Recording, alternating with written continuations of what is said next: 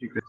सो जैसा कि हमने डिस्कस करा था, हम सबसे पहले एक पार्ट होता है आपका मॉडलिंग। ठीक है। सेकंड हमारा पार्ट होता है लोडिंग। थर्ड हमारा होता है एनालिसिस। और फोर्थ हमारा होता है डिजाइन। ये दोनों पार्ट जो होते हैं ये हमारे इनपुट होते हैं, और ये जो हमारा पार्ट होता है ये हमारा आउटपुट होता है। ठीक है। सो बेसिकली आज ये वाला पार्ट हमने कंप्लीट कर लिया मॉडलिंग का। आज हम बात करेंगे लोडिंग के बारे में। तो अगर मैं डिफरेंट टाइप्स ऑफ लोड्स की बात करूं, बिल्डिंग में जो डिफरेंट टाइप्स ऑफ लोड्स आते हैं, तो सबसे पहले तो दो तरीके से हम उसका कैटेगराइजेशन करते हैं। एक तो होते हैं जो आपके ग्रेविटी लोड्स होते हैं, और दूसरे होते हैं जो आपके लेटरल लोड्स होते हैं। ठीक है। अब अगर मैं आऊं ग्रेविटी लोड्स में, जो along the direction of gravity लगते हैं, तो इसमें कुछ लोड्स के नाम बताओगे? Dead load and live load. Dead load हो गया, लाइव लोड हो गया, और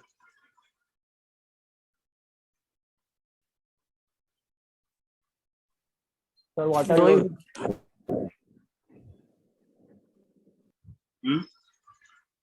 water load sir. Water load, water pressure, और कुछ? तो अभी मैं नहीं इन्वॉल्व करूंगा वाटर लोड यहाँ पे। और कोई बताओ हो तो। सर ग्रेविटी में तो दो ही होते हैं मेनली यही। है ना। एक मैं एक और ऐड करना चाहता हूँ जिसको मैं कहता हूँ इक्विपमेंट लोड।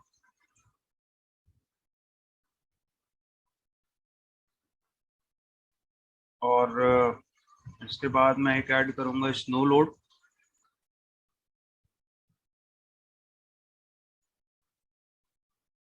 और इसके बाद बस इतना ही होता है ज्यादातर, तो जो हमारे ग्रेविटी में काउंट होता है। ठीक है। तो ग्रेविटी में dead load, live load, equipment, snow. और इसके बाद मैं आ जाऊँ आपके लेटरल लोड। लेटरल मतलब जो हॉरिजॉन्टल डायरेक्शन में लगता है। लेटरल लोड्स क्या क्या होते हैं पता है? अर्थक्वेक और विंड लोड। अर्थक्वेक हो गया, विंड हो गया, और कोई? Sir lateral earth pressure. Earth pressure, water pressure, ये सब वाटर प्रेशर। और आपका एक लोड होता है, क्योंकि जो घर आपके ऑफ शोर होते हैं, मतलब ओशियंस के पास होते हैं, कोस्टल रीजन्स में होते हैं, तो वहाँ पे एक टाइडल भी होता है ना। कोई भी स्ट्रक्चर अगर हम बिल्कुल हमारे समुद्र से सटा हुआ है, तो वहाँ पे टाइडल भी होता है। और आपके पास एक सिक्स्थ और मैं इसमें जोड़ूंगा, कुछ आजकल स्पेशल जो बिल्डिंग्स होती हैं, जो इंपॉर्टेंट बिल्डिंग्स है, उस पर हम ब्लास्ट लोड भी कंसीडर करते हैं।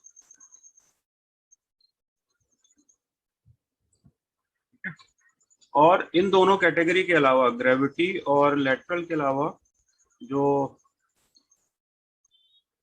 फंक्शन टू फंक्शन या टाइम के अकॉर्डिंगली कह दें, वो जरूरी नहीं हमारे इंडिया में हो, कहीं जगह हो सकता है, उसको हम कहते हैं अदर देन इन दोनों के जो एक होता है वो होता है आपका temperature load.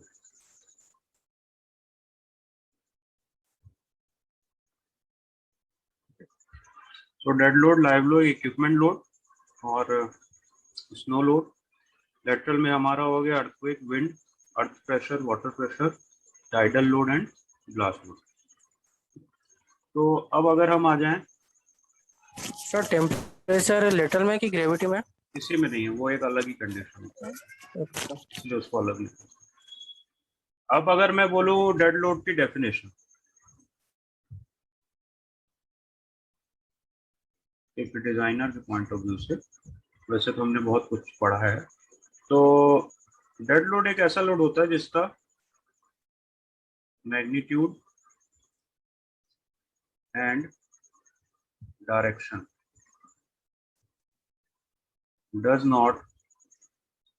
doesn't change with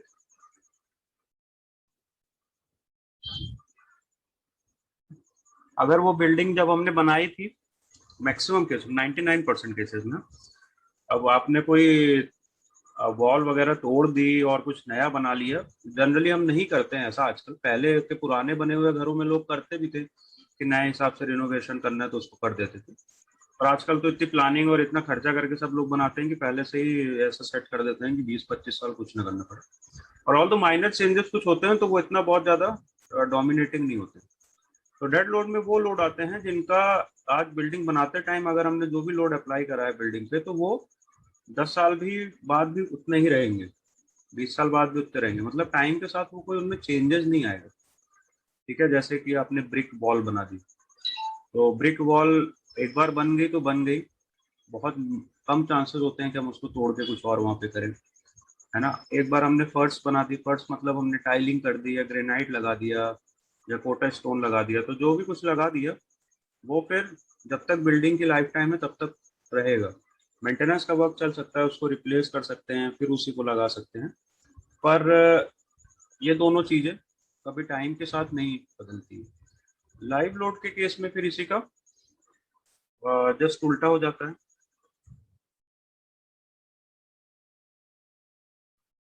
magnitude and direction changes with time. ठीक है, लाइव लोड बेसिकली कैसे, जैसे कि हमारा फर्नीचर हो गया और बिल्डिंग में ऑक्यूपेंसी है, दिन के 7 घंटे के लिए 8 घंटे के लिए आती है और फिर चली जाती है। कॉलेजेस में स्टूडेंट्स होते हैं 6-7 घंटे के लिए आए फिर चले गए, तो जब वो लोग आते हैं तब कुछ वजन हो जाता है और जब जैसे चले जाते हैं तो वो वेट टाइम के साथ में कम ज़्यादा होता रहता है। तो ये बेसिकली दो तरीके से एज ए डिज़ाइनर हम बोल सकते हैं कि क्या क्या होता है। ठीक है, सो मूविंग टुवर्ड्स की डेड लोड हो गया, लाइव लोड हो गया, ये जो वो हैं लोड्स हैं जो चेंज नहीं होते। अब डेड लोड में आपका मैं यहाँ पे लिख देता हूँ, फिर वन बाई वन डिस्कस भी करेंगे। आपका वो वॉल लोड हो गया, फ्लोर फिनिश हो गया, है ना, ये सब चीजें, और एक सेल्फ वेट हो गया, बिल्डिंग का खुद का सेल्फ वेट, ये सब चीजें लाइव लोड में भी जो डिफरेंट एसेसरीज या फिर जिस भी एमिनिटी के लिए यूज हो रहा है उसके हिसाब से रहता है। एक बहुत बड़ा पॉइंट होता है जिसमें मैंने लिखा है कि इक्विपमेंट लोड। तुम कह सकते थे कि सर इक्विपमेंट लोड भी तो लाइव लोड में होता है, कभी इक्विपमेंट हो सकता है कभी नहीं हो सकता है। हो सकता है, इक्विपमेंट लोड भी लाइव लोड में भी कंसीडर कर सकते हैं इक्विपमेंट लोड को।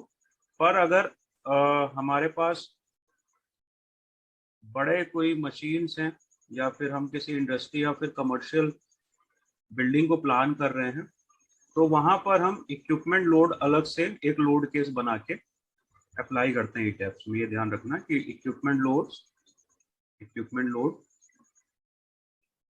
Will be considered as a different load case for industry और commercial building।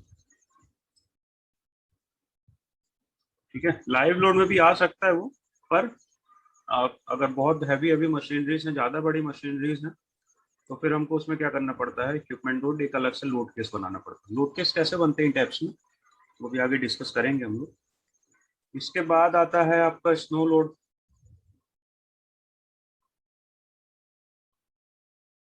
ये आपका एज पर कंडीशन है, climatic condition. Sir equipment load को डेड लोड में कंसिडर कर सकते हैं कि नहीं? नहीं, डेड लोड में भी नहीं करते।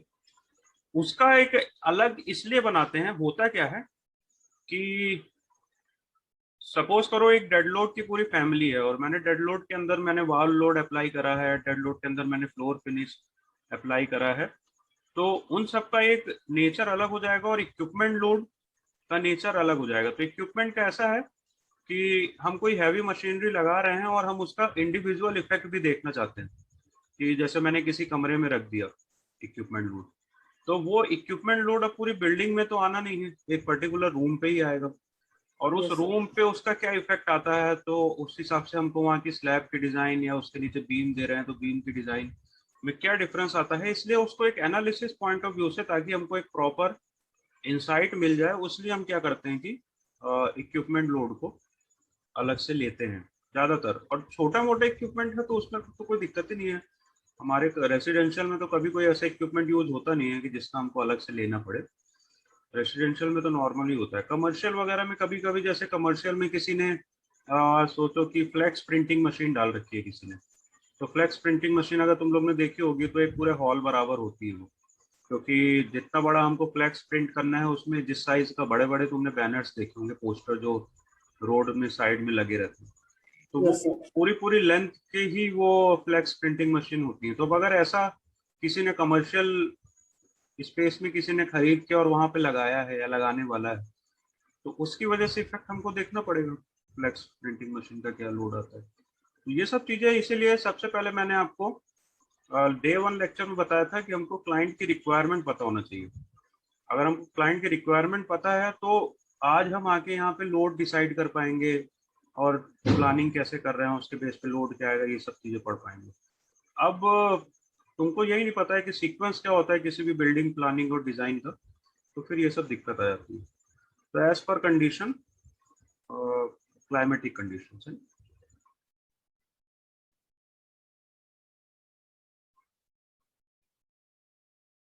क्लाइमेटिक कंडीशन ज्यादातर अपने इंडिया में कहाँ पे होता है, नॉर्दर्न एरिया में होता है ना, शिमला मसूरी इस तरफ। दूसरा थोड़ा सा अपना जो वेस्ट बंगाल वाला हिस्सा है, सिलीगुड़ी साइड वाला, उस साइड भी हो जाता है, दार्जिलिंग सिलीगुड़ी साइड भी। तो ऐसी जगह पे अगर हम बिल्डिंग काम कर रहे हैं तो हमको स्नो लोड भी मन में रखना है, और स्नो लोड एक हैवी लोड होता है ना। वाटर की डेंसिटी को ही हम स्नो लोड में कंसीडर कर रहे हैं एक तरीके से। सॉलिड स्टेट में और लिक्विड स्टेट में बस इतना अंतर है, लिक्विड स्टेट में हम उसको वाटर कहते हैं और सॉलिड स्टेट में वो स्नो हो जाती है। तो स्नो लोड एक अच्छा हैवी लोड होता है, और फॉरेंस में तो स्नो लोड बहुत ज़्यादा डोमिनेटिंग होता है वहाँ पे, तो क्योंकि 6 7 8 महीने सर्दियाँ रहती हैं तो इस वजह से। ठीक है, तो ये सब जितने भी डिफरेंट डिफरेंट वो हम लोड्स पढ़ रहे हैं, इनके कुछ जो प्रिस्क्राइब्ड वैल्यूज हैं और हमको कैसे कैलकुलेट करना है, इसकी एक पूरी जो सीरीज है वो IS 875 पार्ट 1 to 5 में आता है सब कुछ।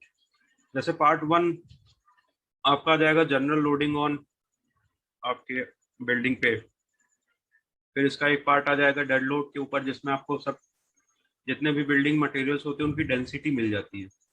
फिर एक पार्ट आ जाएगा जिसमें स्नो लोड से डील करता है, और स्नो लोड से साथ पार्ट 4 डील करता है, और इसी तरीके से एक पार्ट होता है जो विंड लोड से डील करता है।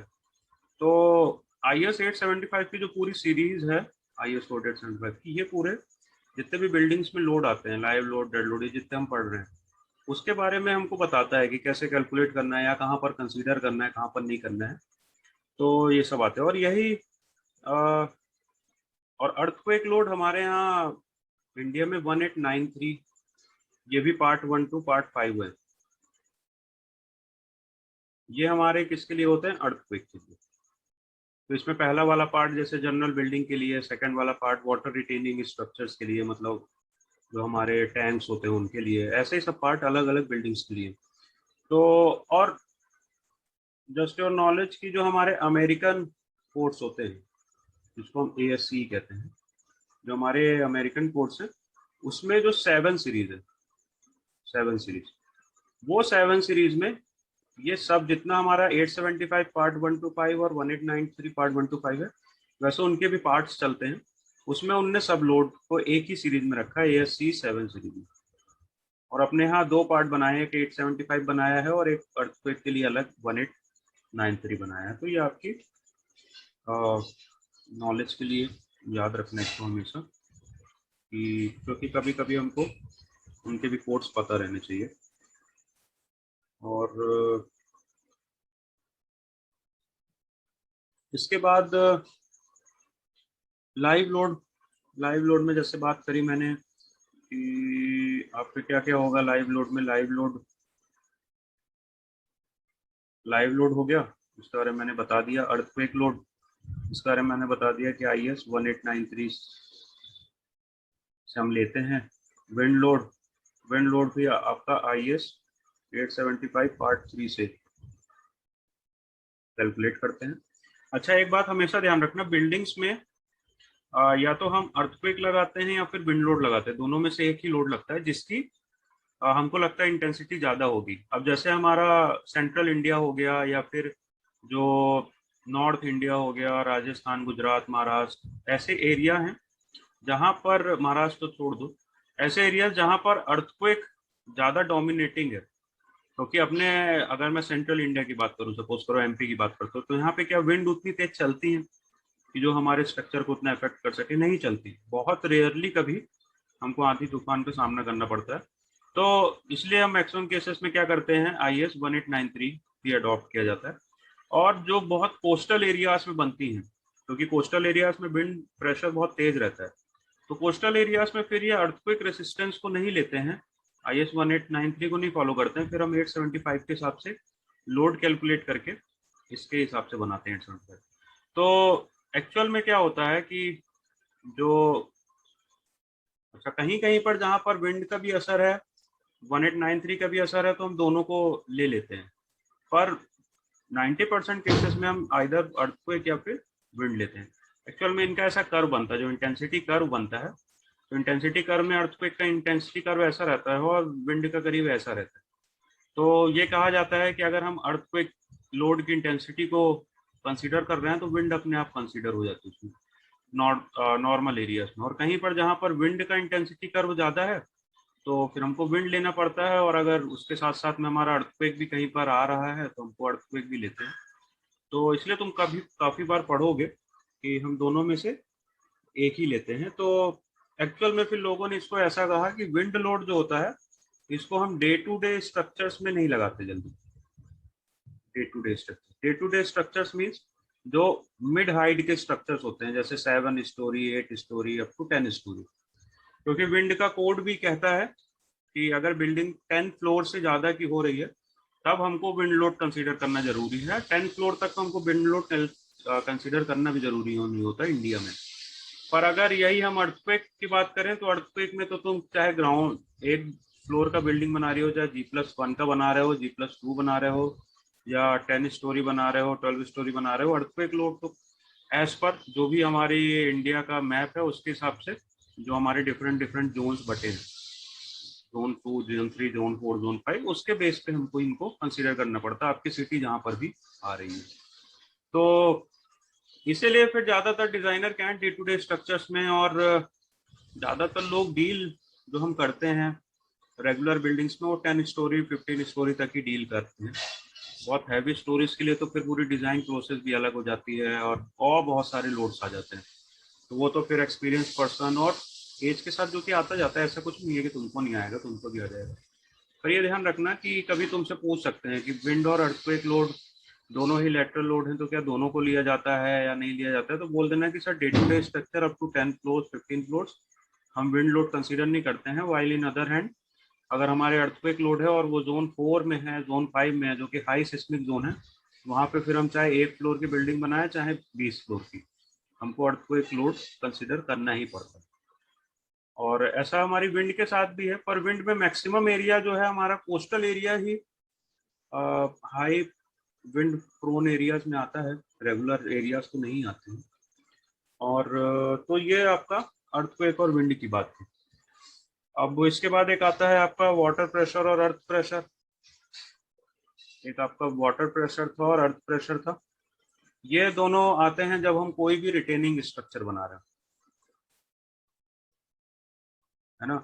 वाटर प्रेशर कब, जैसे कि हम रिटेनिंग वॉल बनाना चाह रहे हैं, हम वाटर टैंक बनाना चाह रहे हैं, अंडरग्राउंड वाटर टैंक बनाना चाह रहे हैं, तब आएंगे आपका वाटर प्रेशर। और सिमिलरली आपके अर्थ प्रेशर भी कब आएगा, जब आपकी रिटेनिंग वॉल बन रही हो, उस पर बनता है। तो अगर हम कोई भी रिटेनिंग स्ट्रक्चर बनाते हैं हमारी बिल्डिंग में, तब उसके ऊपर हमको वाटर प्रेशर और अर्थ प्रेशर को देखना पड़ता है, जनरली नहीं देखना पड़ता।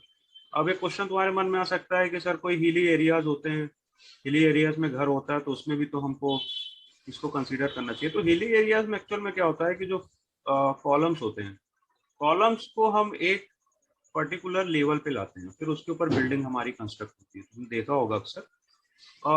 अगर यहाँ पर हम रिटेनिंग वॉल बनाते हैं, इस वॉल जो अभी हमारा प्रेशर आ रहा है, सॉइल प्रेशर आएगा, तब हम उसमें इसको कंसीडर करेंगे। वरना जो हमारे कॉलम है, कॉलम की डिज़ाइन हम नॉर्मली कर सकते हैं। कुछ स्पेशल इफेक्ट्स आते हैं, वो मैं बताऊंगा उसके जब डिस्कशन में कभी आता है अगर इधर, तो वो तब की बात है। पर जनरली अगर हम रिटेनिंग स्ट्रक्चर हमारे बिल्डिंग में नहीं है, जैसे कि RW रिटेनिंग वॉल या अंडरग्राउंड वाटर टैंक, हमको इनको कंसीडर करने की जरूरत नहीं पड़ती है जल्दी रेगुलर बिल्डिंग्स में। इसके बाद फिर एक ब्लास्ट लोड आता है। अब ब्लास्ट लोड, जैसे अभी तुम सुन रहे हो कि नई पार्लियामेंट बिल्डिंग बन रही है, सुन रहे हो? Yes sir.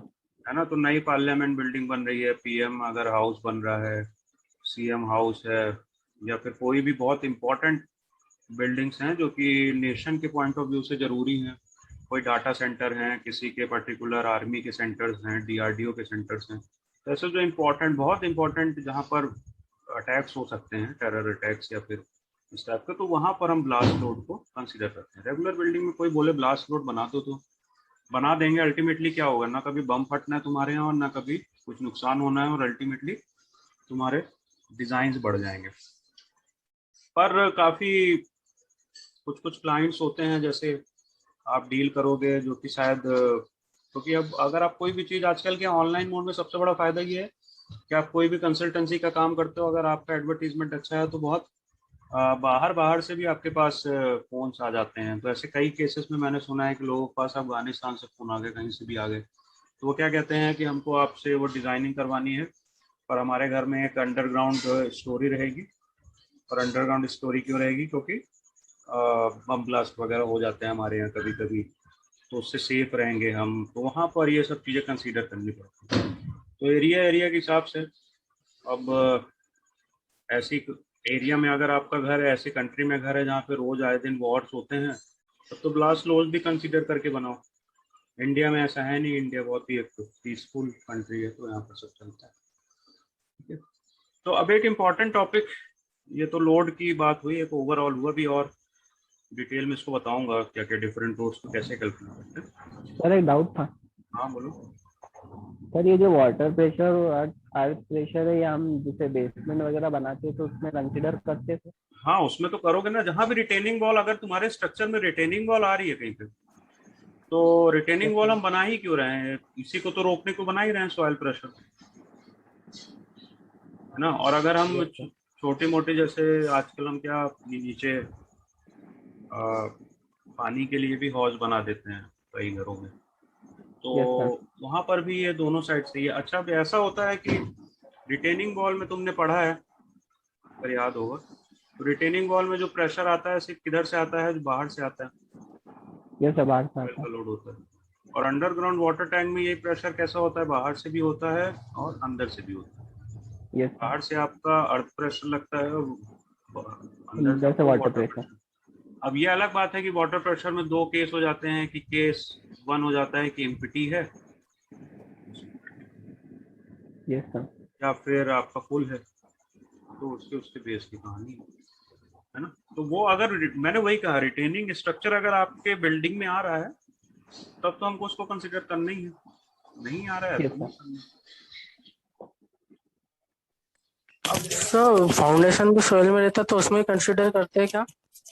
नहीं, फाउंडेशन का एरिया बहुत कम होता है ना, लेटरल एरिया फाउंडेशन का कहाँ होता है? लेटरल एरिया, है ना? लेटरल एरिया होता है कि फाउंडेशन का नहीं होता बिल्कुल। जैसे हमारी रिटेनिंग वॉल है, तो उसका लेटरल एरिया बहुत बड़ा है ना। Yes sir. फाउंडेशन का कोई लेटरल एरिया नहीं होता, 300-400 mm डेप्थ में कोई वो नहीं होता कुछ भी। Okay sir. लोड एप्लीकेशन के बारे में बात करते हैं कि एक कोई भी बिल्डिंग में एक लोड होता है ना, वो 2-3 तरीके से हम उसको रिप्रेजेंट कर सकते हैं। एक इंपॉर्टेंट टॉपिक है, हमेशा याद रखना। लोड एप्लीकेशन, एक कोई भी एक लोड होता है, उसको हम 2-3 तरीके से अप्लाई हो जाता है। सपोज करो कि मैं एक छोटी सी बीम बनाता हूँ, एक बहुत बेसिक केस लेता हूँ। मैंने एक बीम है मेरे पास, और बीम के ऊपर मेरा एक सपोज करो कि 10 किलो न्यूटन मीटर का एक लोड लगा हुआ है, ठीक है, और मेरी बीम 8 मीटर की। तो अब मैं इसका अगर बेंडिंग मोमेंट निकालूं, मैक्सिमम बेंडिंग मोमेंट, तो मुझे पता है क्या होता है, W²/8। W मुझे पता था 10, L पता था 8 का स्क्वायर अपॉन 8, तो it will give 80 kilo newton metre, यही होगा। और शियर फोर्स की बात करूं, क्योंकि 80 टोटल लोड 80 है, तो मेरा और पूरे बीम पे ही यूडीएल लगा है, तो वो वेरी कहाँ से करेगा, 40 to 40, तो शियर फोर्स आ जाएगा 40 किलो न्यूटन। अब इसका अगर मैं डायग्राम बनाऊं, तो बेंडिंग मोमेंट का डायग्राम कुछ ऐसा बन जाएगा जिसमें मैक्सिमम ऑर्डिनेट होगा उसका 80 का। और अगर मैं शियर फोर्स का डायग्राम बनाऊं, तो शियर फोर्स का डायग्राम हो जाएगा इस तरीके का, जिसमें वो +40 से डायरेक्शन, मतलब अभी मैं कुछ साइन नहीं बोलता हूँ, ऐसे वो चेंज करता है अपने डायरेक्शन। इसको ही हम कहते हैं पॉइंट ऑफ कॉन्ट्राफ्लेक्सर, है ना। तो यहाँ पर कितना आया मोमेंट की वैल्यू 80, और शियर फोर्स तो चलो 40 है। अब अगर मैं इसी के साथ में एक और केस लेता हूँ, सेम बीम और उसकी सेम लेंथ है 8 मीटर, और मैंने यहाँ पे सेंटर पे एक लोड लगा दिया है 10 किलो न्यूटन का, ठीक है, और सॉरी 80 किलो न्यूटन का। तो देखो केस 1 में भी टोटल लोड कितना हो रहा था,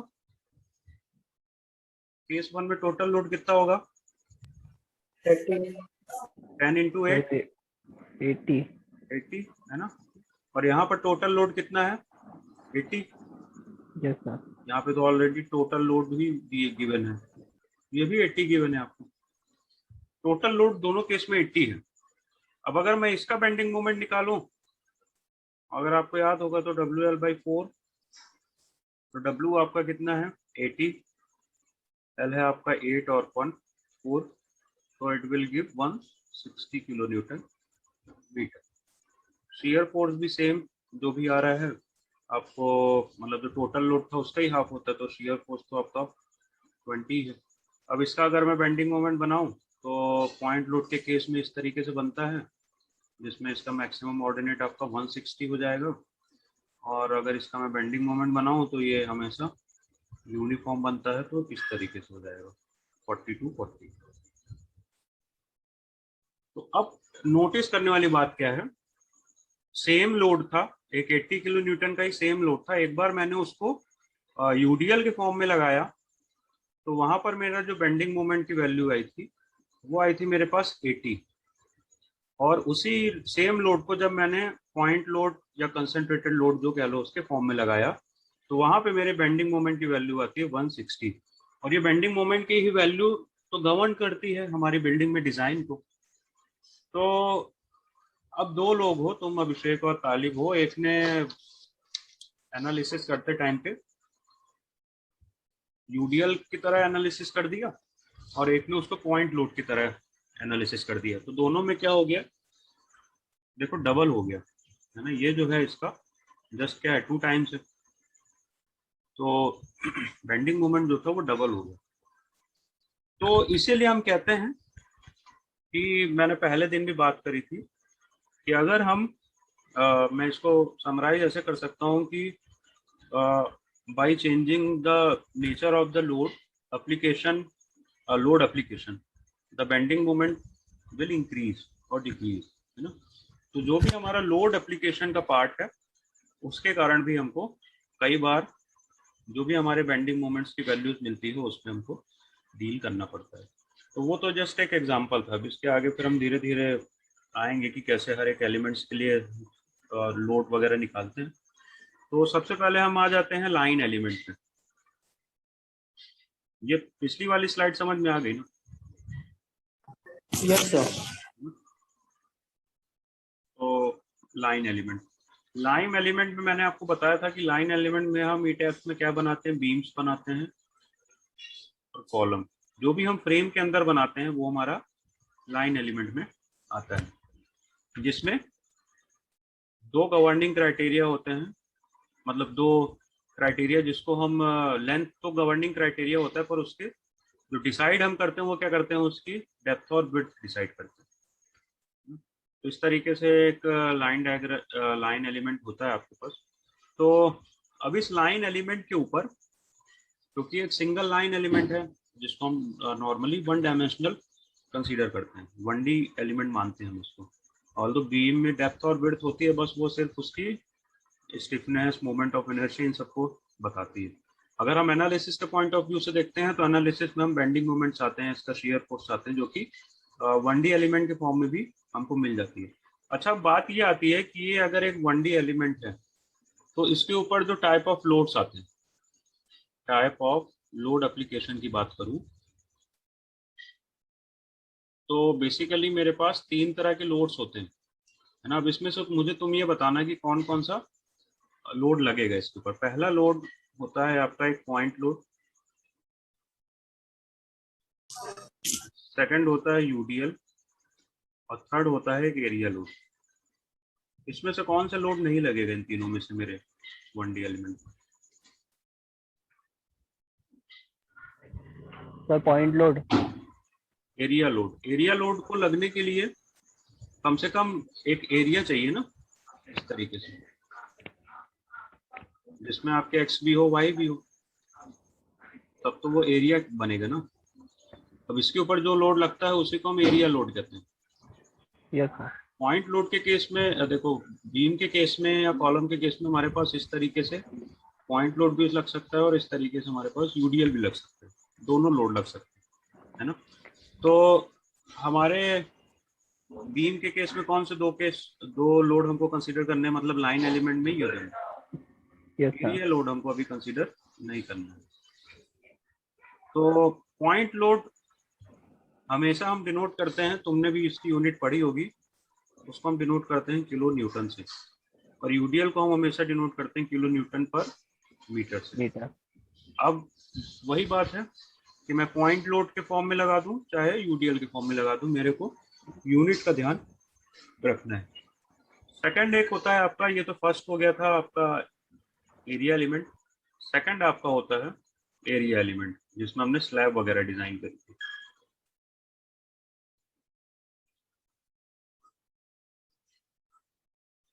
इस तरीके से इसके ऊपर क्या लोड लगेगा, इसके ऊपर आपका लगता है एरिया लोड ना। और एरिया लोड क्या होता है, ये डिस्टेंस भी सपोज करो मीटर में ही होगी, और ये डिस्टेंस भी मीटर में ही होगी, क्योंकि दोनों ही एक्स और वाई एक्सिस है। तो ये ज़्यादातर, और हम 1 मीटर बाई 1 मीटर का हमेशा एरिया लेते हैं और उसमें मल्टीप्लाई करते जाते हैं, तो इसकी यूनिट होती है kilo newton per metre square. तो आपको हमेशा ध्यान रखना है कि अगर आप बीम के ऊपर लोड लगा रहे हैं तो बीम के ऊपर लगने वाली लोड की जो यूनिट होगी आइदर किलो न्यूटन होगी या किलो न्यूटन पर मीटर होगी, ये आपको ध्यान रखना है हमेशा, ठीक है। कभी कभी आपके पास डिजाइन क्रॉस चेक करने के भी आती है कि लोड वगैरह सही कैलकुलेटेड है कि नहीं, क्योंकि डिजाइनर का काम सिर्फ डिजाइन करके देना नहीं है, क्रॉस चेक करना भी होता है। अगर आप क्लाइंट साइड से हो और आपका डिजाइन आपने किसी कंसल्टेंट को हायर कर रखा है, वो आपको पूरी डिजाइन दे देगा, पूरे डिटेलिंग दे देगा, तो वहां पर आपको ये जॉब मिलेगी कि इसने जो डिटेल लोड वगैरह लिए हैं, जो भी डिजाइनिंग है तो सही है कि नहीं। तो वहां पे तुम्हें देखना है कि जहां पर भी लोड की कैटेगरी है, अगर वो बीम के ऊपर लोड लगा रहा है, फ्रेम एलिमेंट के ऊपर लोड लगा रहा है, तो उसकी unit should be in kilo Newton और किलो न्यूटन पर मीटर। और अगर एरिया के ऊपर लगा रहा है, स्लैब पे लगा रहा है, रिटेनिंग वॉल पे लगा रहा है, तो the reading unit should be kilo newton per metre square. तो इस चीज को हमेशा ध्यान रखना, क्योंकि दोनों चीज से ही हमको डील करना है। लोड लगाना भी पड़ सकता है और लोड आपको निकालना भी आना चाहिए, ठीक है। तो कॉलम पे भी एरिया लोड लगता है? कॉलम पे भी वही लगता है। अभी मैं कॉलम के केस में आता हूँ, बीम और कॉलम और स्लैब में कैसा लगता है। तो वही मैंने बोला, लाइन एलिमेंट ही आपका क्या है, बीम और कॉलम दोनों है, ठीक है। अभी डेड लोड के केस में जब आएंगे, डेड लोड जब अच्छे से हर एक एलिमेंट के लिए मैं बताऊंगा, तो उसमें कॉलम के ऊपर आता है। तो ये ध्यान रखना कि कैसे। हाँ, अब कभी कभी ये है कि सपोज करो किसी ने ये आपकी स्लैब थी और स्लैब के ऊपर ही किसी ने यहाँ पे मैसेनरी बना दी स्पेस में। तो मैसेनरी की किलो न्यूटन पर मीटर होती है। तो ये भी ध्यान रखना, ये कॉमन सेंस है कि हम मॉडलिंग टेक्निक्स इतनी बढ़ गई हैं कि हम लगा सकते हैं, पर अगर एरिया लोड की बात है तो area kilo newton per metre square होना चाहिए, या फिर उसमें स्पेशली लिखा रहेगा कि ऐसा क्यों। तो ये सब चीज़ें मन में रखना। और ऑल दो ये थ्योरी पढ़ना बोरिंग होता है, पर ये सबसे ज़्यादा इम्पोर्टेंट होता है, क्योंकि अगर हमने थ्योरी नहीं पढ़ी अच्छे से और थ्योरी नहीं समझी तो एटैक चलाना तो क्या है कि वो जस्ट एक वीडियो गेम टाइप है। वीडियो गेम में हम लेवल्स क्रॉस भी कर जाते हैं और नहीं भी कर पाते। अगर हमको हमारी पावर बढ़ाना आता है तो हम क्रॉस कर जाएंगे, और नहीं आता है तो जितनी पावर हमको मिली है हम उसमें फेल हो जाएंगे, पास भी हो जाएंगे, दोनों चीज़ें। तो अब सपोज मैं बात करता हूँ बीम के केस में, ठीक है। एक मैं आरसीसी बीम कंसीडर कर रहा हूँ।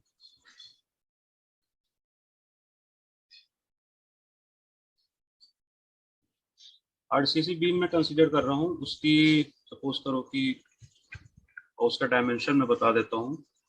0.2 मीटर की उसकी विड्थ है, 0.5 मीटर की उसकी आपकी डेप्थ है, और उसकी लेंथ है आपकी 6 मीटर।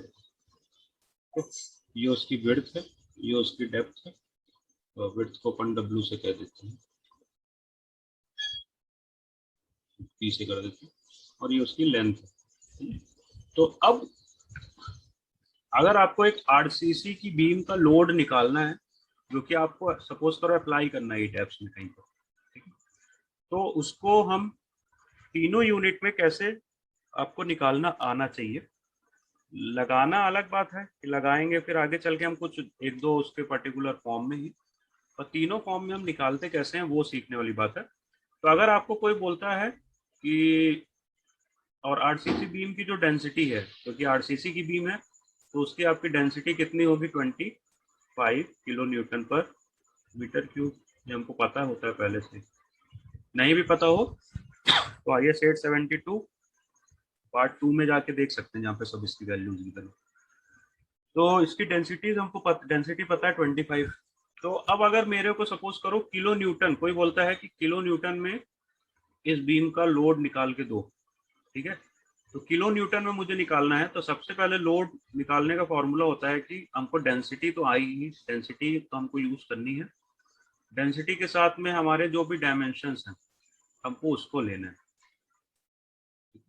तो अब देखो, जैसे हमारी डेंसिटी हमको पता थी 25 इंटू विड्थ थी 0.2, डेप्थ था 0.5, एल थी 6, ठीक है। ये तो एक हो गई। अब इसकी यूनिट्स सब देख लो।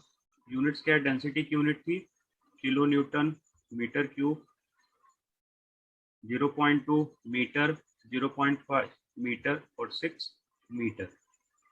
Metre metre metre metre cube, ये सब कैंसिल हो गया, और इन सबको आप सपोज करो कैलकुलेट कर रहे होगे तो इसकी वैल्यू 2.5 आ रही होगी, नहीं 25, और ये हो गया 6, और इसका हाफ और 0.2 15, ठीक है, 15 किलो न्यूटन। समझ गया। तो किलो न्यूटन के लिए अगर मुझे वैल्यू किलो न्यूटन में निकालनी है तो तुमको ध्यान रखना है हमेशा कि आपकी विड्थ हो गई, डेप्थ हो गई और लेंथ हो गई, तीनों का ही मुझे मल्टीप्लाई करना है। अब अगर मैंने बोला कि आपको निकालना है, सपोज करिए पर मीटर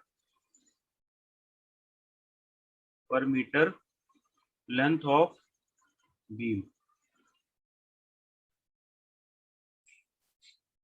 जो कि मोस्ट कंसिडरेबल एरिया सिस्टम होता है। क्योंकि आपसे हमेशा ये बोला जाता है बीम कितनी भी बड़ी हो, बीम 10 मीटर की हो, 20 मीटर की हो, वो आगे वाला जानेगा। अगर आपको बोल रहे हैं कि पर मीटर में आपको लेंथ निकालनी है, पर मीटर लेंथ में निकालना है, ठीक है, तो हमको कौन सा क्राइटेरिया छोड़ना है, लेंथ का क्राइटेरिया छोड़ना है। जिस भी फॉर्म में वो बोलता है, सपोज करो लेंथ के लिए बोल रहा है, तो हमको इसमें से ओमिट क्या करना है, हमको लेंथ करना है। क्योंकि हम 1 मीटर के लिए निकाल के दे देंगे, अब उसको 6 मीटर के लिए निकालना होगा तो वो उसमें से 6 का मल्टीप्लाई कर लेगा। तो ये हमेशा ध्यान रखना कि जिस भी फॉर्म में हमको बोल रहा हो हमको उसको नहीं लेना है।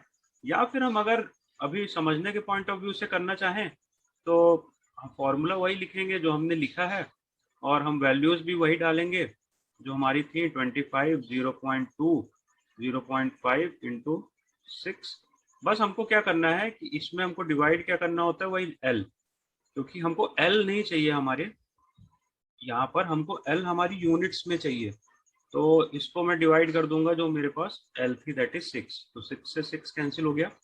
यह आपको कहीं पर वैल्यू देगा 2.5, और इसकी यूनिट होगी किलो न्यूटन पर मीटर। कैसे? ये 1 मीटर था और ये दूसरा मीटर था, तीसरा मीटर तो अब हमारे पास था नहीं, और इसकी यूनिट क्या थी, kilo newton per metre cube. तो किलो न्यूटन तो रह जाएगा, और ये दोनों मीटर से 2 मीटर कैंसिल हो जाएंगे, सिंगल बचेगा एक 2.5 मीटर। ये बहुत बेसिक है, शायद आपको आता भी हो, मैं ये नहीं कह रहा कि मैं कुछ नया बता रहा हूँ, पर आपको अप्रोच कैसे रखनी है, आपको हमेशा याद कैसे रखना है, वो मैं बता रहा हूँ। एक तीसरी चीज मैं यहीं पे ऐड कर देता हूँ। और कभी आपको बोलता है कि आपको निकालना है kilo newton per metre square of plan area.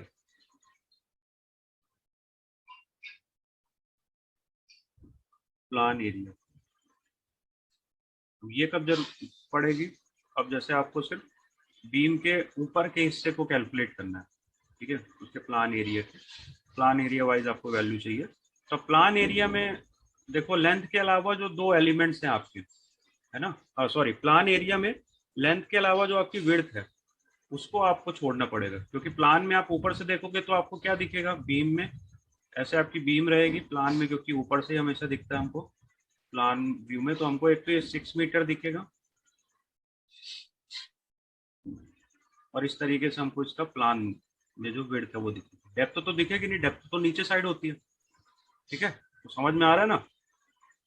तो yes sir. Yes sir. 25 into, अभी मैं तुमको समझाने के लिए पूरी यूनिट्स सभी वैल्यूज को फिर से लिख देता हूँ, 0.5 इंटू 6, और डिवाइडेड बाय हमको किससे करना है, उसके प्लान से, दैट इज 6 क्रॉस 0.2।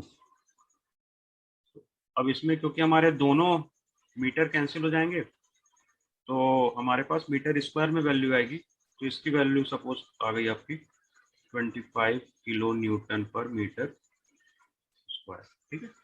तो एक बीम का ही जो हमारा डायमेंशंस थे और डेंसिटी थी बीम की, तो उसके बेस पे हम उस बीम को उसके प्लान एरिया के हिसाब से भी उसका लोड कैलकुलेट कर सकते हैं, और पर मीटर लेंथ पे भी कर सकते हैं जो मोस्ट अडेप्टेबल है, और उसका किलो न्यूटन में भी कर सकते हैं, ठीक है। तो ये तो एक आरसीसी बीम की बात हुई।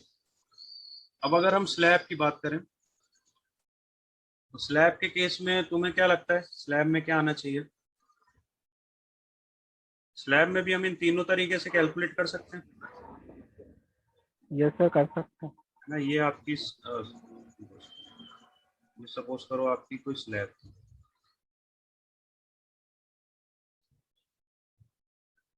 ये आपकी कोई स्लैब थी, और इस स्लैब में आपको सपोज करो सामने से ये 5 मीटर थी, और इसकी एक लेंथ थी, अभी हमें टू द स्केल मैंने नहीं बनाया है, ये सपोज करो 3 मीटर थी, और इसकी डेप्थ 150 mm थी, 0.15 मीटर। अब इसको ही हमको तीनों फॉर्म में कैलकुलेट करना है, तो सपोज करो किलो न्यूटन में कैलकुलेट करना है, तो इसको भी हम सेम कैलकुलेट करेंगे, किलो न्यूटन में 25 डेंसिटी, 5 क्रॉस 3 क्रॉस 0.15, तो ये सपोज दे दिएगा 56.25 किलो न्यूटन। अब हमको अगर इसको किलो न्यूटन पर मीटर में कैलकुलेट करना है ऑफ लेंथ, तो हमको क्या नहीं कंसीडर करना है, उसकी लेंथ को कंसीडर नहीं करना है, ठीक है। तो अच्छा, लेंथ दो, हमारे पास दो बड़े डायमेंशन है लेंथ में, 5 मीटर और 3 मीटर है, तो यहाँ पर लिखा रहेगा कि लेंथ है, तो हमको कौन सा नहीं कंसीडर करना है, लेंथ वाला, 25 इंटू 3 इंटू 0.15 लेना है, और इसकी जो वैल्यू आ जाएगी। और अगर हमको kilo newton per metre of width लेना है, तो विड्थ वाले में विड्थ हमारे पास कितनी थी, 3 मीटर, तो हमको 3 मीटर को कंसीडर नहीं करना है, तो वो हो जाएगा 5 इंटू 0.15, इस तरीके से, ठीक है। और अगर हमको बोलता है कि आपको एरिया के फॉर्म में कैलकुलेट करना है, kilo newton per metre square of plan area, जैसा कि अब पिछले केस में हम कर रहे थे, तो हमको क्या है, मैं फिर से उसको पूरा लिख देता हूँ समझाने के लिए। और इसको हमको डिवाइड किससे करना है, प्लान एरिया से। यहाँ पे प्लान एरिया क्या है, ये है, ऊपर से स्लैब इतनी दिखेगी, तो प्लान एरिया मेरा क्या है 5x3 है। तो इसकी वजह से आपके पास कुछ वैल्यूज आ जाएंगी। मेरे पास इसकी वैल्यूज जैसे लिखी हुई हैं, तो फॉर विड्थ के लिए मेरे पास आता है 11.25 kilo newton per metre, sorry इसमें आएगा 11.2। और आपके प्लान के लिए वैल्यू आती है 3.75 kilo newton per metre square. तो और इसकी आती है आपकी 18.75 किलो न्यूटन पर। इस तरीके से हम लोड कैलकुलेट कर सकते हैं। अब बात आती है कॉलम की। तो कॉलम में दो चीजें हैं। पहली चीज कि बस एक समझाने के पॉइंट ऑफ व्यू से बता रहा हूँ, कॉलम का, कॉलम में हमेशा इस तरीके से आपका कॉलम होता है, ठीक है। और कॉलम का जो लोड लगता है, जो हम उसके एंड पॉइंट से लेते हैं अक्सर, उसका जो भी लोड आ रहा है, तो उसको हम किलो न्यूटन लेते हैं, ठीक है, उसको किलो न्यूटन के फॉर्म में लेते हैं। और अगर कभी कोई हमको बोलता है, जो भी होता नहीं है, कि आपको कॉलम के सेक्शन में बताना है, आपको इस इतने सेक्शन का कितना लोड हुआ, तो इसको हम डिनोट कर सकते हैं किलो न्यूटन पर मीटर से, है ना। टोटल लोड यहाँ का कैलकुलेट कर लेंगे, जो भी होगा। इस तरीके से हमारे कॉलम रहते हैं, तो जो भी रहेगा उसको हम कैलकुलेट कर लेंगे, और इतने सेक्शन में हम फिर जितनी भी उसकी डिस्टेंस है, उस डिस्टेंस को डिवाइड कर देते हैं, तो हमको किलो न्यूटन पर मीटर के हिसाब से आता है। पर जनरली हमको लोड कॉलम का किलो न्यूटन में आता है। तो कॉलम की बात थी।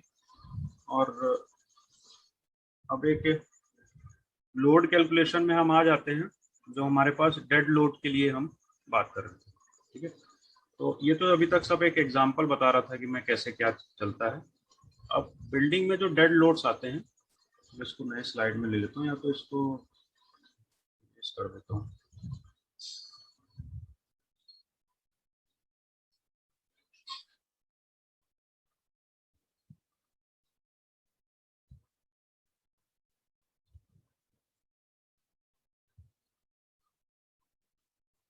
लोड कैलकुलेट करने की बारी हमको ज्यादातर किस में आती है,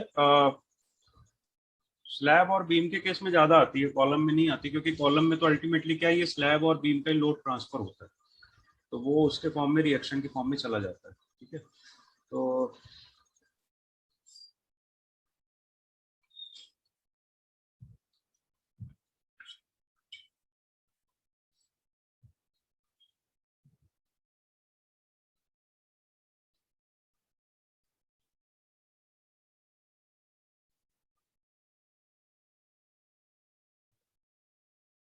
कभी कभी अटक जाता है,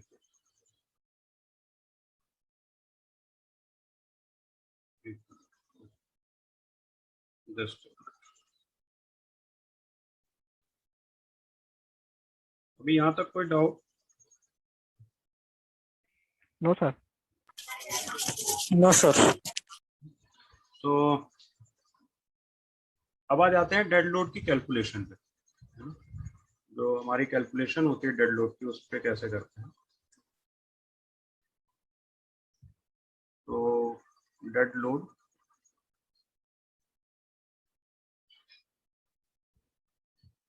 कैलकुलेशन,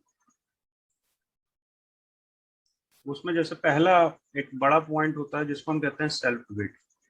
जो भी स्ट्रक्चर का सेल्फ वेट होता है, क्योंकि बीम कॉलम स्लैब सब चीजें किससे मिलके बनी होती हैं, हमारी आरसीसी से, या जो भी हम मटेरियल कंस्ट्रक्शन में यूज कर रहे हैं। तो सेल्फ वेट बेसिकली क्या होता है, आउन वेट ऑफ कंपोनेंट्स, ठीक है। और इसका रीजन क्या होता है, ड्यू टू डेंसिटी, क्योंकि हर मटेरियल की कुछ ना कुछ डेंसिटी है और उसका वॉल्यूम है। तो जब डेंसिटी और वॉल्यूम मिल जाते हैं तो लोड बना देते हैं। तो ये ई टैप्स, ये सेल्फ वाला वेट वाला जो पार्ट होता है, क्योंकि हम ई टैप्स में, तुमको याद होगा, प्रॉपर्टी बनाई थी हमने, कंक्रीट की प्रॉपर्टी बनाई थी हमने, स्टील की प्रॉपर्टी बनाई थी, और फिर उन्हीं दोनों प्रॉपर्टी को हमने अपने फ्रेम सेक्शन में और स्लैब में कंसीडर भी करा था। है ना। तो ई टैप्स जो होता है वो ऑटोमेटिकली आपका जो भी आपने प्रॉपर्टी बनाई थी मटेरियल की, और उस मटेरियल को आपने जहां जहां यूज करा है, और आपने ऑब्वियस सी बात है जैसे बीम में यूज करा है तो बीम में आपने वॉल्यूम दिया है, कुछ लेंथ दी थी, विड्थ दी थी, डेप्थ दिया था, तो वो ऑटोमेटिकली कैलकुलेट कर लेता है ई टैप, है ना। तो ये सेल्फ वेट वाला पार्ट हमको कैलकुलेट करने की जरूरत नहीं पड़ती है। इसके बाद कैलकुलेशन में वो वही करता है कि जो बीम है उसको किलो न्यूटन पर मीटर के हिसाब से लेता है, और कॉलम में भी किलो न्यूटन पर मीटर के हिसाब से लेता है, ऑल्दो आखिरी में किलो न्यूटन होता है उसमें, और स्लैब में kilo newton per metre square. तो सेल्फ वेट वाले में हमको उतना नहीं सोचना है। अगर हमने मटेरियल का सही डेंसिटी डाली है और बीम कॉलम की हमारी डेप्थ सही है, विड्थ सही है, तो फिर हमको सेल्फ वेट ई टैप्स अपने आप दे देगा कैलकुलेट करके, और वही वैसे ही कैलकुलेट करता है जैसे हम करते हैं, बस हमारी एफर्ट्स बताता है। इसके बाद एक इम्पॉर्टेंट पॉइंट आता है फ्लोर फिनिश, जो कि बहुत इंपॉर्टेंट होता है। क्या होता है फ्लोर फिनिश?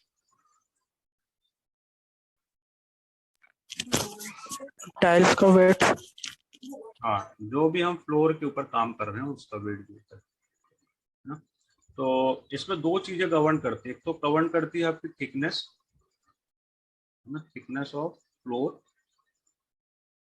और दूसरी चीज गवर्न करती है डेंसिटी ऑफ फ्लोरिंग मटेरियल।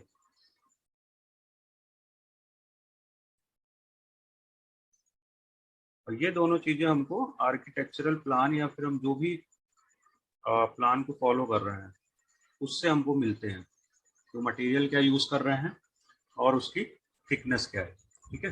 सो पर अब अगर हम ही प्लान भी कर रहे हैं और हम ही बना रहे हैं, तो कुछ इसके जो बेसिक कैलकुलेशन जो अक्सर लोगों के पास होते हैं उसमें कोई ऐसा सोचने वाली बात नहीं है, जो एक वर्ल्ड वाइड एक्सेप्टेड है, वर्ल्ड वाइड मतलब नेशन वाइड एक्सेप्टेड है। सपोज करो ये आपका होता है जो कि आरसीसी होती है, ठीक है, ये आरसीसी की फ्लोर होती है, इसके ऊपर एक लेयर होती है आपकी मोटार की, ये लेयर आपकी होती है मोटार की, और फिर इसके ऊपर आपकी आती है आप जो भी फ्लोर फिनिश के फॉर्म में यूज करना चाह रहे हो। वो क्या हो सकता है, वो टाइल्स हो सकता है, ग्रेनाइट हो सकता है, आपका मार्बल हो सकता है, जो भी आपको लगाना होगा, है ना। तो इस तरीके से कुछ फ्लोर फिनिश में कंसेप्ट होता है। अब वो क्योंकि आरसीसी की जो स्लैब है उसका लोड तो अपने आप ही हीट टैप कैलकुलेट कर लेगा सेल्फ वेट में, वो तो हमको करने की जरूरत नहीं है। मोटार की डेंसिटी हम देख सकते हैं IS कोड से 875 से, और टाइल्स ग्रेनाइट इनकी भी डेंसिटी हमको गिवन रहती है, तो हम देखने को सब कुछ देख सकते हैं वहां से। पर एक जनरल थंब रूल जो लोगों ने बनाया, थंब रूल में एक तो सबसे पहले थंब रूल के पहले ये जान लो कि जो मोटार होता है, मोटार की नॉर्मली हम जो थिकनेस रखते हैं वो करीब रखते हैं हम 52, नहीं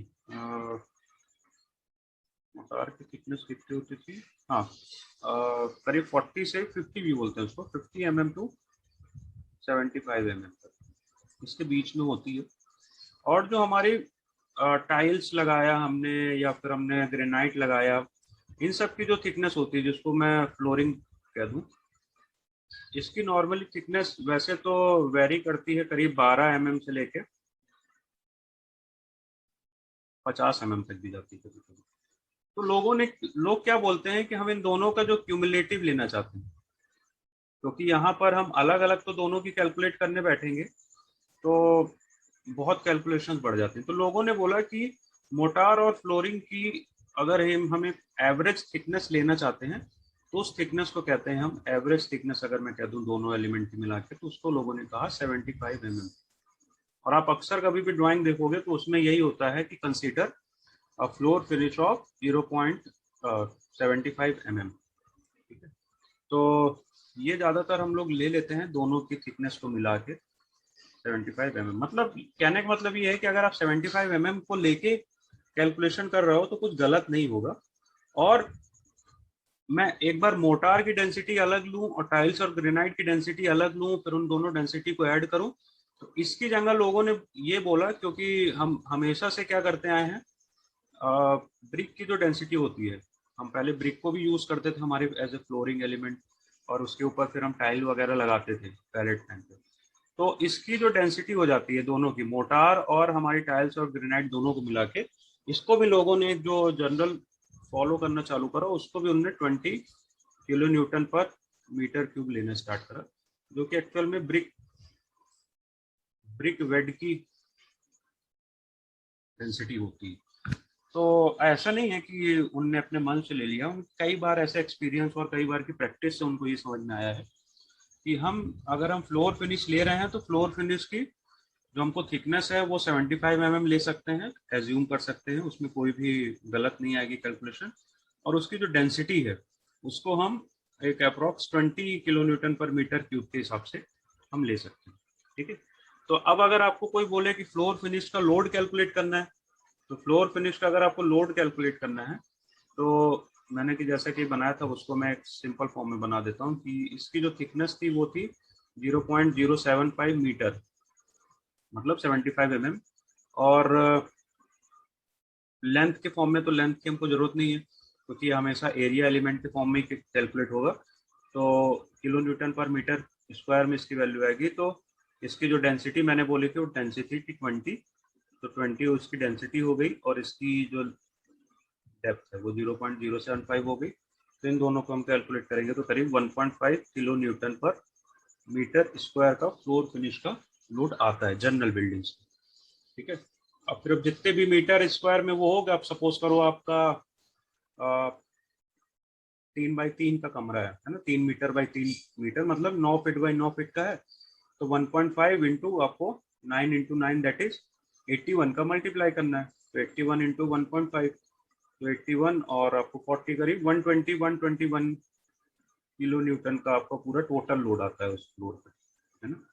तो ये फ्लोर फिनिश कैलकुलेट करने का एक तरीका होता है जनरल। और अगर आपके ड्राइंग में स्पेसिफिकेशन में प्रॉपर गिवन है कुछ, ऐसा कुछ नहीं है, तो आप उसको फिर जो गिवन है वो लीजिए, या फिर उसमें अगर आपके ऊपर छोड़ दिया है कि आप फ्लोर फिनिश आप अपने हिसाब से कैलकुलेट कर सकते हो, उनने तो बस बता दिया यहाँ पे हम टाइल वर्क करेंगे या फिर हम यहाँ पर ग्रेनाइट वर्क करेंगे, उनने कोई मोटार की थिकनेस दी नहीं है, कुछ नहीं दिया है, तो हम फ्लोर फिनिश को इस फॉर्मूले जो हमने 20 डेंसिटी और 75 mm उसकी डेप्थ लेके करा है उससे कर सकते हैं। ठीक है, तो ये समझ में आया, कोई दिक्कत इसमें? No sir. अब एक इम्पोर्टेंट एरिया होता है, अगर तुमने कभी नाम पता नहीं सुना है कि नहीं सुना है, जिसको हम कहते हैं शंक एरिया। शंक एरिया सुना है कभी? यस सर, ये संक स्लैब का ऐसा कुछ सुना है कि संगन स्लैब बनती है, इसका लेवल वगैरह कुछ थोड़ा डाउन होता है नॉर्मल स्लैब से। उनको पता है अभिषेक शंक स्लैब का? यस सर, यही सुना है जो किचन वगैरह टॉयलेट वगैरह के लिए संगन स्लैब डालते हैं। किचन तो चलो ठीक है, जो भी स्पेशली बाथरूम्स में शंक स्लैब को यूज होता है। शंक स्लैब का कंसेप्ट ये है कि आपके जो रेगुलर, सपोज करो ये आपकी रेगुलर फ्लोर चल रही है, तो और इसके नीचे इस तरीके से आपका, ये तो मैं बोल रहा हूँ कि फिनिश्ड फ्लोर है ना, ये फिनिश्ड फ्लोर है आपकी, मतलब इसके ऊपर टाइल या फिर जो भी हमने बनाया था बना रखा। इसके नीचे की जो स्लैब होती है, तो वो स्लैब एक्चुअल में ऐसे नीचे डाउन होती है, यहाँ पर भी बाथरूम होता है उसके पूरे बाथरूम के एरिए की, इसलिए बाथरूम की छत भी हमेशा नीचे होती है ज्यादातर केस में तुम देखना, क्योंकि ऊपर भी उसके ऊपर बाथरूम होता है, तो वो भी ऐसे नीचे आ जाता है। तो यहाँ पे आपको फ्लोर टू फ्लोर हाइट भी कम मिलती है बाथरूम के लिए। शंक एरिया क्यों देते हैं? शंक एरिया देते हैं कि जैसे आपने यहाँ पर कोई भी वाटर आउटलेट के लिए आपने यहाँ पे खोल दिया था, तो उसकी जो पाइपलाइन जा रही है, और जो दूसरे पाइप यहाँ से आपके गुजर रहे हैं सीवरेज के लिए निकाल रहे हो, जिसके भी निकाल रहे हो, और जैसे हमने यहीं पर अपने कमोड की फिटिंग कर रखी है ना, तो कमोड के भी पाइप्स, तो ये सब पाइप को नीचे एकोमोडेट करने के लिए हम रेगुलर जो हमारी स्लैब होती है वहाँ पे उसको थोड़ा सा डाउन कर देते हैं। जनरल प्रैक्टिस में कितना डाउन करते हैं? जनरल प्रैक्टिस में इसको 300 mm तक डाउन करते हैं। ठीक है। जनरली अगर आप सिर्फ बाथरूम पर्पस के लिए यूज कर रहे हो तो 300 mm सफिशियंट होती है। कहीं कहीं लोग 200 250 में भी वर्क करते हैं, पर 300 आपने करी है तो सफिशियंट है। अच्छा, अब इसमें जो पाइप और इन सब के एरिया के अलावा जो एरिया बचता है, ये सपोज करो ये जो आपका नीचे के डाउन, यहाँ पे हम क्या करते हैं, ब्रिक बेड से फिल कर देते हैं और उसके बाद यहाँ पर वाटर प्रूफिंग वगैरह कर देते हैं कि यहाँ पे अगर कभी पानी लीक हो तो नीचे की फ्लोर पे ना आए। तो फिर हम इसको फिल कर देते हैं, पूरा फिनिश कर देते हैं। तो अब सपोज करो मैं इसके दो पार्ट लेता हूँ, एक तो ये मेरा पार्ट ए है और एक मेरा ये सेक्शन है जिसको मैं पार्ट बी कह रहा हूँ। तो इस पार्ट ए वाले एरिया में तो मैंने बताया था कि आपको थिकनेस कितनी कंसीडर करनी है, 0.075। अभी रेगुलर जैसे मेरी रेगुलर स्लैब होती है वैसे ही है। और इस वाले पार्ट में क्या हो जाएगा, इस वाले पार्ट के लिए मेरी थिकनेस कितनी हो जाएगी, 0.075 प्लस 0.3। समझ गए? 0.075 क्या है, जो रेगुलर स्लैब थी उसका, और ये 300 जो हमने इससे नीचे अलग से डाउन करा था। तो अब अगर मैं पार्ट ए के लिए फ्लोर फिनिश का लोड कैलकुलेट करता हूं तो वो सेम रहेगा, 0.075 इंटू डेंसिटी जो कि 20 कंसिडर करी थी। और पार्ट बी में भी डेंसिटी तो वही है, क्योंकि मैक्सिमम जो एक फ्लोरिंग एलिमेंट होता है वो आपका ब्रिक होता है और हम ब्रिक का ही डेंसिटी लेके चलते हैं। ब्रिक से कोई अच्छा मतलब डेंसिटी वाइज कोई भी हैवी हमको नहीं मिलता है, फ्लोरिंग एलिमेंट सब लाइट ही होते हैं उससे। तो इसके केस में आपको क्या हो जाएगा, जब बी में कैलकुलेट करोगे तो सपोज करो इसकी आपकी 1.5 आई थी ना पिछले, तो 1.5 तो एज इट इज रहेगी क्योंकि इतने जो एरिया है इसके लिए। और प्लस आपको क्या ऐड करना है, प्लस आपको ऐड करना है 20 मल्टीप्लाइड बाई जो वहां पर आपकी और एक थिकनेस आई थी जिसको हमने कहा था 0.3, तो ये करीब आपको देगा 6। तो ये 1.5 plus 6 that is 7.5 kilo newton per metre square. तो अब देखो, लोग अगर अनजान हैं और ध्यान नहीं दे रहे हैं तो वो क्या करेंगे, इस पूरी फ्लोर फिनिश के ऊपर वो 1.5 kilo newton per metre square का लोड लगा देंगे।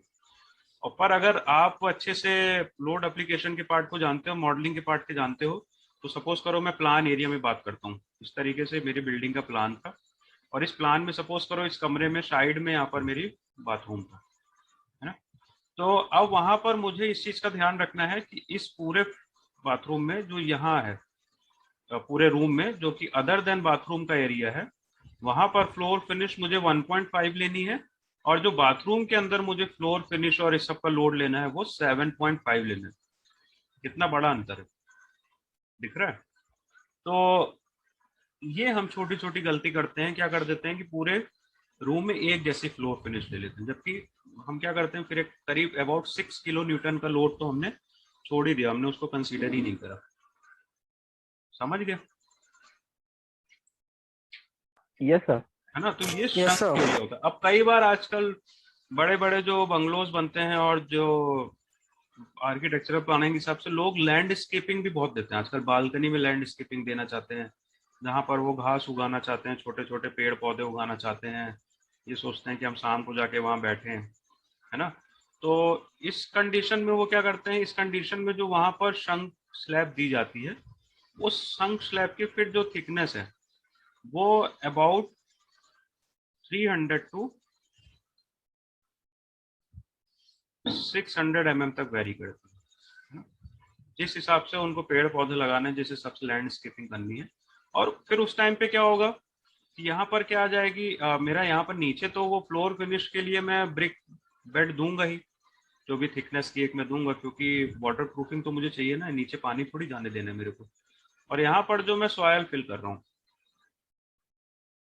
तो इतने एरिया में मुझे सॉयल का भी लोड देखना पड़ता है, फिर उसके हिसाब से यहाँ की फ्लोर फिनिश कैलकुलेट होती है। तो ये लोड एप्लीकेशंस के पार्ट हैं जो शायद आपने बीटेक में भी नहीं पढ़ा, है ना। तो ऐसे ये छोटे छोटे बहुत पार्ट्स हो जाते हैं जो कि हमको, और जब हम एक्चुअल में बिल्डिंग के एनालिसिस और डिजाइन में आते हैं तो हमको ध्यान रखना पड़ता है। एक यहीं पे एक और छोटा सा पॉइंट है, उसको कंक्लूड करता हूँ स्लाइड में। वाटर प्रूफिंग, हम छत पे वाटर प्रूफिंग करते हैं, जानते हो वाटर प्रूफिंग सबके घर में होते हैं। यस तो sir. Water Yes, sir. Proofing हमेशा कुछ लेवल ऐसा होता है कि धीरे धीरे लेवल कम होता है उसका, है ना, क्योंकि हमको एक तरफ ही फ्लो देना है, जिधर भी हमारे आउटलेट होते हैं पानी के बाहर निकलने। तो एक्चुअल में ये जो लेवल होता है ये मेंटेन आपके ब्रिक बेड कोवा से होता है, जो हम ब्रिक की तोड़ तोड़ के नीचे वो लेयर बिछाते हैं ना उसके, और उसके ऊपर तो हम क्या करते हैं, सिंपली उसको फिनिश करते हैं जो हमारे वाटर प्रूफिंग केमिकल्स डाल के टाइल्स लगा के इन सब चीजों।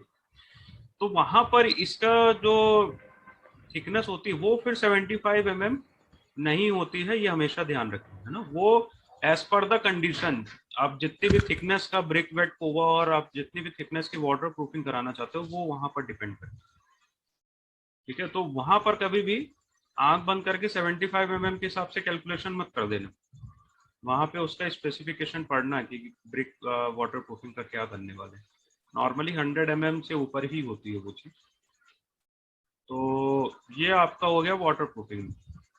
तो मैंने आपको दोनों चीज बताई, क्या डूज हैं मतलब क्या हमको करना चाहिए, और क्या डोंट्स हैं जो हमको नहीं करना चाहिए, ठीक है। तो ये तो हमारी हुई डेड लोड में फ्लोर के ऊपर की जो कहानी थी उसके ऊपर। अब इसके बाद एक मेजर पार्ट आता है आपका जिसको हम कहते हैं ब्रिक की लोड की कैलकुलेशन, ठीक है। तो ब्रिक लोड की कैलकुलेशन और आपके जो है लाइव लोड की कैलकुलेशन, इस वाले पार्ट को हम कल देखेंगे, थोड़ा सा ही 15-20 मिनट का आधे घंटे का टॉपिक है, क्योंकि ब्रिक वाला थोड़ा पार्ट बड़ा है, उसमें करीब मुझे 20-25 मिनट लगेंगे, इसलिए मैंने स्टार्ट कर रहा है। और क्योंकि थ्योरी पढ़ रहे हो तो आज तुमको भी उतना मज़ा नहीं आ रहा होगा, ऑल तो सीखने वाली चीज़ें हैं सब। इसमें से मुझे लगता है कि 30-40% ही चीज़ें तुमको पता होंगी, सुना सबके बारे में है तुमने, पर उसका यूज़ क्या है, उससे बिल्डिंग में इफेक्ट क्या पड़ता है, ये सब चीज़ें ज़्यादा हैं यहाँ पे। तो कल के फिर हम पढ़ेंगे कि ये ब्रिक का जो मैसनरी लोड होता है वो कैसे हमको कहाँ देनी चाहिए, मैसनरी कहाँ नहीं देना चाहिए। मैसनरी लोड के कारण जो एक हैवी लोड, सबसे हैवी लोड अगर डेड लोड कोई बिल्डिंग होता है, क्योंकि बिल्डिंग का सेल्फ वेट तो रहेगा ही, बीम कॉलम स्लैब तो रहेगा, उसके बिना तो बिल्डिंग नहीं बन सकती। उसके बाद जो मेजर डोमिनेटिंग पार्ट होता है डेड लोड में वो होता है ब्रिक का। और ब्रिक का लोड ऐसा होता है जो हम कम भी कर सकते हैं और बढ़ा भी सकते हैं। और ये हमेशा ध्यान रखो कि जो भी हमारा डेड लोड बिल्डिंग में आ रहा है वो हमारे के लिए कोई फायदेमंद चीज नहीं है कि हमको उससे कुछ अलग सा बिल्डिंग में हमको कोई उसमें बिल्डिंग के एनालिसिस या डिजाइन में हमको कुछ प्रॉफिट होगा। वो क्या कर रहा है, सिर्फ लोड बढ़ाने का काम कर रहा है। और जितना हैवी लोड उतना ज्यादा मोमेंट, और जितना ज्यादा मोमेंट उस मोमेंट को रेसिस्ट करने के लिए हमको उतने हैवी बीम के सेक्शंस, बीम और कॉलम के सेक्शंस देने पड़ेंगे। जितने हैवी बीम और कॉलम के सेक्शंस उतना हैवी लोड, और उतना हैवी लोड कहाँ जाएगा, नीचे फाउंडेशन पे। तो अल्टीमेटली क्या हो रहा है कि हम जितना बिल्डिंग को हैवी बनाएंगे हमारी कॉस्ट ही बढ़ती जाती है। पहले ठीक था, कन्वेंशनल मटेरियल्स थे तो हम नहीं यूज कर पाते थे कई जगह पे, पर अब हमारे पास ब्रिक में के ऑप्शंस कई सारे हैं। जरूरी नहीं है कि हम क्ले ब्रिक्स ही यूज करें, डिफरेंट डिफरेंट नए नए ब्रिक्स भी आ गए हैं, केसीसी ब्लॉक हो गया, फ्लाई एश ब्रिक्स हो गए, उन सबको यूज कर सकते हैं हम। और उससे भी हमारी बिल्डिंग का काफी लोड कम होता है। वो कैसे होता है वो कल हम डिस्कस करेंगे इन सब चीजों पे। इसीलिए लोग बार बार सस्टेनेबल डेवलपमेंट और नए तरह के ब्रिक बनाओ, नए तरह के मटेरियल्स पर डेवलपमेंट करो, वो सब इसीलिए हो रहा है क्योंकि हम बिल्डिंग को लाइट वेट रखना चाहते हैं। सिर्फ बीम कॉलम और स्लैब का जितना वेट हो, सेल्फ वेट, उतना बहुत है। डेड लोड हम जितना मिनिमाइज कर सकें उतना हमारे लिए फायदेमंद है। तो हमको हमेशा ये कंसेप्ट मन में रखना है। तो कल हम इस पे स्टार्ट करेंगे आपका जो है कि ब्रिक को कैसे हमको कैलकुलेट करना है, ब्रिक लोड कैसे लेना रहता है, इन सब चीज़ों के बारे में। सर आपने जो ये वाटर प्रूफिंग बताया, ये ब्रेक बेड वाला, ये सिर्फ टॉप फ्लोर पे करते हैं कि सब पे? वाटर प्रूफिंग हम पहली बात तो वाटर प्रूफिंग के नाम से तो हम सिर्फ रूफ पे करते हैं। रूफ हो गई, आपकी बालकनी हो गई, है ना, जहाँ पे जो एक्सपोज्ड है। और जो हमारे संकन स्लैब होती है जो हमारे यहाँ पे होते हैं बाथरूम्स में होते हैं, उसमें उतनी हैवी नहीं करनी पड़ती उनको, उसमें हमारे केमिकल से भी काम यस चल सर। जाते हैं, क्योंकि ऊपर तो हम फ्लोर बनाएंगे ना, उसमें फ्लोर फिनिश तो करनी है। Yes sir. हमको वहां पे सिर्फ उतना ध्यान रखना है कि सपोज पाइप से थोड़ा बहुत लीकेज होता रहता है, अब उसमें बहुत बड़ी, तुम हमेशा कभी गवर्नमेंट बिल्डिंग्स देखोगे जो आपकी पुलिस वालों की बिल्डिंग्स बनती हैं या फिर जो भी गवर्नमेंट बिल्डिंग्स बनती है, उसमें आप सबसे देखोगे सबसे पहले उनमें बिल्डिंग में जो सीपेज है वो कहाँ मिलता है, आपको बाथरूम वाले एरिया में देखने को मिलेगा। तो एक्चुअल में वो ऐसा क्यों होता है, क्योंकि जो हमारी पाइप्स के ज्वाइंट होते हैं जिनको हमको ज्वाइंट करते हैं, केमिकल अच्छे से नहीं लगाते हैं, प्रॉपर नहीं मेंटेन होता है वो, तो सबसे पहले वहीं से सीपेज आ जाता है, और सीपेज जैसे आया तो वो बिल्डिंग में आने लग जाता है। अब अगर हम रेगुलर, हमारा प्लम्बिंग एजेंसी अच्छी है और हमारी मॉनिटरिंग अच्छी है, तो अगर आप वहाँ पे खूब अच्छे से बिल्कुल सील टाइट आप केमिकल्स वहाँ पे उससे लगवाते हो और बिल्कुल अच्छे से फिक्स करते हो, मतलब उसका अलाइनमेंट भी नहीं बिगड़ना चाहिए, कभी सीपेज की दिक्कत नहीं आएगी। आप उसमें चाहे वाटर प्रूफिंग करो चाहे ना करो। और जो लोग नहीं करते उनके में आती हैं, आपने देखा होगा कि ऊपर वाले बाथरूम का पानी नीचे वाले बाथरूम की छत पे आने लगता है, पूरे ड्रॉपलेट्स बन जाते हैं। तो ये सब दिक्कत किसकी है, ये सब दिक्कत आपकी आरसीसी की नहीं है, ये सब दिक्कत है क्योंकि जो ऊपर वाली की पाइपिंग सिस्टम थी, पाइपिंग सिस्टम में फॉल्ट था। तो ऐसे बहुत सारे एक्सपेक्ट्स हैं जिसको हमको डील करना पड़ता है, पर डील करते हैं, क्या करें, सिविल इंजीनियर हैं तो सबको ही लेके साथ चलना है। Yes sir. सर एक डाउट और था। हम्म। सर जैसे हम ये sunken slab sir first floor के बाथरूम में बना रहे, तो सर इसका जैसे नॉर्मल स्लैब से तो लेवल डाउन रहता है, तो सर ये ग्राउंड फ्लोर पे जैसे अलग ही एक एलिवेशन दिखता होगा सर, तो उसको हम कैसे क्या करते हैं? ग्राउंड फ्लोर पे ग्रेड स्लैब के नीचे चली जाती है ना वो चीज तो। ग्रेट स्लैब के नीचे? हाँ ग्राउंड नो फ्लोर। सर, जैसे जैसे सर फर्स्ट फ्लोर पे बनाया हमने, हाँ तो सर उसका फिर फर्स्ट फ्लोर का जो स्लैब का लेवल हो उससे वो तो सर नीचे ये ग्राउंड फ्लोर पे तुम इसीलिए कभी बाथरूम में जाओगे तो बाथरूम की हाइट कम होती है ना रेगुलर बिल्डिंग से। Yes sir. वो क्यों कम होती है, इसलिए तो कम होती है क्योंकि ऊपर वाली स्लैब 300 mm डाउन है। Yes sir. Yes sir. हाँ, बाथरूम की बहुत रेयरली हम तुमको देखने को मिलेगी कि बहुत ऊंची हाइट, वो सिर्फ तब जब हमारी floor to floor height 12 feet की होती है। अब जब हमारे रेगुलर ही 12 फीट की हाइट है तो उसमें यस 300 सर। mm 1 फुट कम भी हुआ तो उतनी दिक्कत नहीं आती है, 11 फुट तब भी हमको मिलता है ना। तो मैंने तो अपनी यस। ध्यान में कहीं नहीं देखी कि 7 फुट से ऊपर कहीं मेरे को मिली हो, 7 फुट 8 फुट के ऊपर बाथरूम।